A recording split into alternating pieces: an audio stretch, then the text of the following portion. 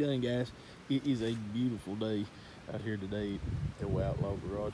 A couple quick things. If you looked on the video, in the main part of the video, in the first segment of this, you saw these old clapped out alternator brackets. What I done, I guess I probably should have stopped there for a second and done it before I got most of them sanded off. If you look in right there, it's that old, this old silver paint's what they had on it. And it looks alright, you know, but and we was going to powder coat these if you remember we was talking about it, but as of right now with the COVID-19 or the coronavirus, whatever you want to call it, we're not going to be able to do it. So what I done is I went and got a sanding pad. You can buy those at Home Depots. You can buy them at Tractor Supplies, Lowe's, if you can find them with them. But it's just a sanding brush is all it is. And that one there's kind of wore out because I've sanded stuff, so it makes it a little easier and don't leave so many deep cuts in your metal. That's all it is sandpaper that you're seeing right there. It's not a grinding disc. I think that disc is about $4 a piece, but if you go over at like Royal King, Tractor Supply, stuff like that, I think you can buy 2 of them for like $4. But anyhow, then I went down to my little shop and I've got a little pancake compressor and this angle grinder and some pads for it. They just unscrew. If you don't have access to that little angle grinder, don't sweat it. You can actually use an actual sander if you got one, like an electric one or an air one or whatever. And just to show you I ain't joking, you know. Like I said, we are doing this out back in my yard. But right there's a little pancake compressor. It's like a Campbell Housefeld. That thing's probably trying over 15 years old. I've used it for everything under the sun. I used to pump these tires up. But long story short, that's what we're going to do to polish this so we get a good paint on there. And once I get everything polished down and stuff, you know, like you see right there and right here, I'll hang everything over there and spray it. And I'm going to try to hopefully somebody will be home and they can video me spraying it, or we just have to do it in sections. Like I say, I've been doing this whole video, the whole process of this car that you're going to be seeing is being done by myself. I don't have nobody help me tape or nothing like that. So, tis what it is. Let's get cracking. Now I'm done with all the sanding. Now this is what I've done. Remember, I told you guys, and I said a million times on this video, we're doing it the primitive way. I mean, this is backyard as backyard gets, you know. I had this old dog leash. I hung it from there, old piece of rope. Went up to there, another old dog leash hanging it there.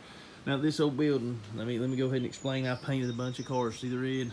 This old building, when I moved to where I'm at now, when I was around 24, 23, somewhere around there, this building is what I started out building my trucks and cars in.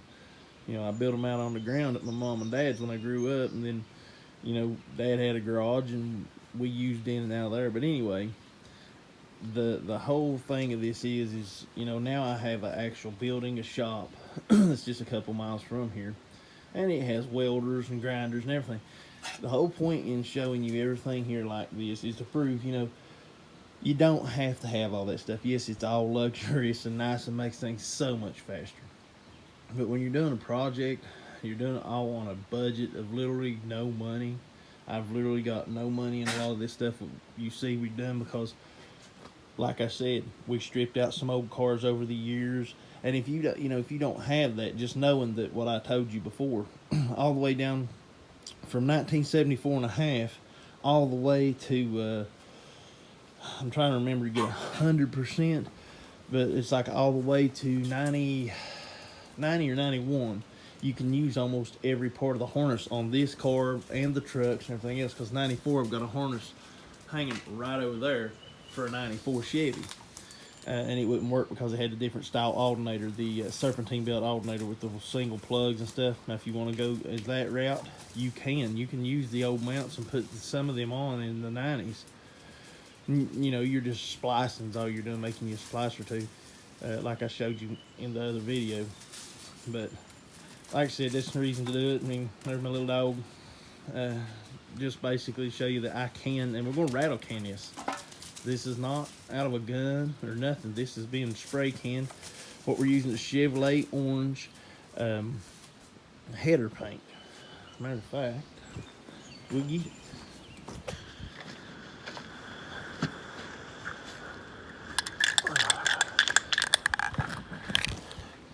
VHT engine paint. Right there you see it. It's SP123 Chevy Orange. And the reason it is you've seen the motor in the other videos. We're just gonna match the brackets with the motor. Still deciding whether or not I'm gonna take the water pump off because that silver is kind of cheesy. But that is gonna have a chrome alternator on it. It's got that nice aluminum radiator in it, so I may leave that just as kind of a set off for the rest of that. I don't know yet, but I'm gonna spray it and then I'll show it to you. So we had to move it from hanging because I'll tell you, if you look real close right there, there's something on it right there, and it causes it to act up. So what we done, I brought it out here, and that's the only place it's acting up is right there, and you see how glossy and pretty it is. So what I done, I brought it out here, even though it already had paint on it, and you know, I let it dry, and I put it out here in the sun, and I let this metal and stuff warm up. Remember, also, this can is supposed to be warm, so I set it out there on my black truck and in the sun, so it's warm to the touch. You know what I'm saying? The aluminum or tin or whatever kind of can that you got, you when you grab hold of it, it don't feel cold. Now the spacers turned out really well. You see there's not a place one on those. I don't know if it was something that was on my fingers. It's something else, you know. You want to take pride in this like you're painting your car, you know. So I don't know if it was something that was on my fingers, maybe I touched it with before I wiped it off or what, but I should have wiped that down too, guys. When you sand it, I should have wiped it down with alcohol or something like that. You can buy alcohol at Dollar General for $1. And I really should have. I wasn't thinking. Again, I was kind of excited to get it painted and do this little video on it, and that's my fault. But as you can see, the warmth is actually causing it to blend in. If you look right there, see little dots, they're almost gone. So that'll be the last coat. Now, this thing has 4 coats on it. This does. And the underneath looks just as good. When it dries, I'll show it, or I may not. Heck, I don't know. And, you know, of course, the little round balls, the spacers, they're all clean. So in about 15 minutes, we'll be putting it on the car and putting the alternator on and all that. So it's maybe 20. I'll probably let it set up in something about 20 because it's really got a pretty gloss. And something else, you hear these guys talking, these old timers, they'll say, when I first started painting, you know, they'd say, if you can, paint wet. Paint wet? What in the world are you talking about? You spray it on there and it'd be wet, and you try to spray again, it'd run plumb off fire. So here you are starting a whole paint job back over again. What they meant by paint wet is what you see here. When you paint it on there, if it's got like a dry look to it, you've got too much air in your gun. You choke it down just a touch until it's got kind of a gloss when you spray it on there. And not everybody can get it to do that. But, you know, it's just technique and just the distance you're from it, heat, all that. But, you know, this is out of an aerosol can, so that looks pretty good to be out of an aerosol can. And, you know, it's a 74-degree day out here where I'm at. You know, sun balls blazing. So, you know, it's really a good day for this. So we're going to let her sit and dry and then put it together. So I got everything out, and now, I mean, you can see it is absolutely popping. No little spots or nothing like that on nothing. Now what I had to do is, what we was doing, we wasn't giving enough time to dry, guys. That is old paint. I'm gonna say that paint right there is probably 6 years old. So it's been sitting on the shelf down at my garage that long. And even though I heated it and shook it well on it, the first coats went on, it wasn't drying good enough. So when it was spray on, it was sprayed, it was causing spatter marks to hit. So then you'd have to get a little heavy with it, you know, because it's like a polyprene paint or whatever you want to call it, because it's for engines. It's for high heat. It doesn't have it's not exactly like regular paint, so I'm trying to get spit out. But anyway, I put it on this crib block out here where it could be flat, because we've already got everything else where we wanted it, and I could get it shook up real good, and the can was good and warm and all that, and I could take and spray everything good and heavy without it running. And as you can see, it's popping, it's banging. So even down to the bolt heads, oops, got that there stuck on there. Even down to the bolt heads are cranking. I'll fix that, but you know, once the rinse goes on, it's gonna scratch it a little bit anyway. So yeah, try not to complain too much about that. That there didn't stick at all. See how heavy it's on there, and it makes it look like it's been powder coated. That engine paint's some good stuff. But anyway, that's what. Let's try to slide that right there and get more sun. Whoops. Yeah, it's already dry. It's just very tacky, so I can let it lay like that right there, and let them get some real good sun. Either way it goes, they'll look really good on that engine. You know, I do see a slight run, but you'll never see it once the alternator stuff's on it anyway. So the paint was heavy. Like I said, you know, we covered all. If you remember, I took a grinder to that, and you don't see no scratches or nothing in it too. I always had that little grinding pad tucked up. It was all buffed the best I could, and boom, there's that little run. But yeah, I mean, it looks like fresh metal, fresh powder coat.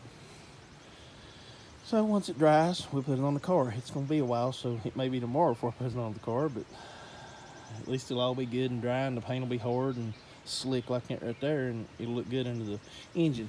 And I'll go ahead and just show you what the engine bay looks like again, because you know what, you shouldn't have to try to guess. And see, that's that radiator and stuff there, and there's that water pump. No, I ain't cleaned the antifreeze off the intake yet, but see, they painted it in that daggone cheesy silver. I admit, you know, they're trying to get it to look like that and help match, but on a serious note, I honestly think it should all kind of, you know, you got to break it up a little bit. I think I may leave that like that with that, and if I get the big supercharger here in another month or two and put on there, when I do it, I'll take that off and match it to the match it to the motor then. But right now, I think we're going to leave it like that and then put them pretty brackets there with that big chrome alternator. Then again, I may take it all apart and buy the gaskets and take it down there and sandblast it and try to do the chrome powder coat. We ain't done that yet. It's just something I want to try, but just depends upon how long, you know, this lockdown and stuff is, and basically try and see what we got. You know, there's only so much you can do whenever things are in different places. The powder coat and stuff like that's at my dad's house, and then, like I said, we're doing this right here in this little garage that I first started painting cars and working on Fords and stuff out of when I moved from my mom and dad's house when I was, it's been a while. But anyway, long story short, again, you know, we were all standing around and somebody said, well, I don't have a shop like you do. And I said, you know what, I don't need a shop. You know how it is when you're mouthing off. Well, watch this trick. And I just decided to start working on the car right here and make this, launch the Outlaw Garage thing, and, you know, just show people, you know, that it can be done, and with a little time, a little thinking, a little planning, ingenuity, you know, you don't have to have all them big shop tools and stuff. They're very nice. Trust me, I enjoy my shop tools. But for this process right here, you know, there's no racetracks open, nothing like that, and I've got plenty of time. And, you know, you can do this as a father-son project, too. That'd be awesome, you know.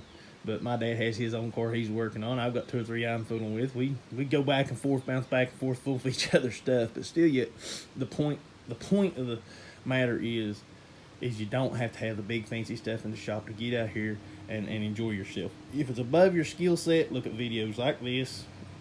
Other people's doing the same thing. Get you ideas. Give Jegs a call. Give Summit a call. Say, hey, I'm working on blah, and I'm trying to, you know, they'll tell you. They got texts and stuff. There's other people out there. Read some forums. It gives you ideas on what to do. So, you know, like I said, if any of you remember from the first parts of the video, this was not that clean for as when you're talking about the electrical wiring. It about literally burnt the car down. So now, as of right now, you know, the wire hanging right there, I didn't run it through. It's just moved back. But that's just for video purposes. It has an actual alternator gauge and harness hooked up like it should have. It has everything that it really needs to do. So when you get in the car, you know, it's not just a drag car anymore. You know, it's still a drag car. You can take it to the strip. If you want to enter a pro street race with it, you can still do this. But when you get in it now versus the first video, you see you have your light switches and all that stuff, and you don't see all that street outlaw bullshit in it. And that's what I call that, is because you know what? This car had a steering wheel, it had an ignition system, it had all the original harness in it. It wasn't stripped out like them cars was. So in my mind, somebody thought they was cool, I guess. I don't know. But I fixed it. You know, you get in it, you turn the key on, you start it, you flip your top switch here over. If I don't mess up, flip that on. Your fuel pump and your main power comes on for this, and then you reach down here and flip this over. It turns your water pump and your fans on, and this is a spare. Everything else comes on. When you pull your headlight switch like you normally do, all your lights on, everything, all your gauges and stuff come on with your ignition lights. Now, when you do that, right here on the steering wheel, line lock, right there's your trans brake, you're ready to go. You know, you're not pushing a bunch of switches and stuff and this and that. But see, those other cars, those pure drag cars like you see that the street outlaw guys run and stuff like that, they don't have high and low beams and all that stuff. They don't have all these harnesses, you know, your whole complete harness coming back in this car. They gut all that, and they put that big box in there, you know. That box right there probably weighed 5 pounds with wiring and stuff. So you can imagine if you take all the wiring out of your car, take your steering box out and use one of those race type steering boxes, how much weight you shed off this car. That's probably 10 pounds easy. Maybe more. Probably, I'm gonna say the column itself's 10 pounds. But I've rambled enough. That's just a little insight and let you see what's going on. And that's why as this video goes on, or if I change it and break it into another segment, you can follow it right on through.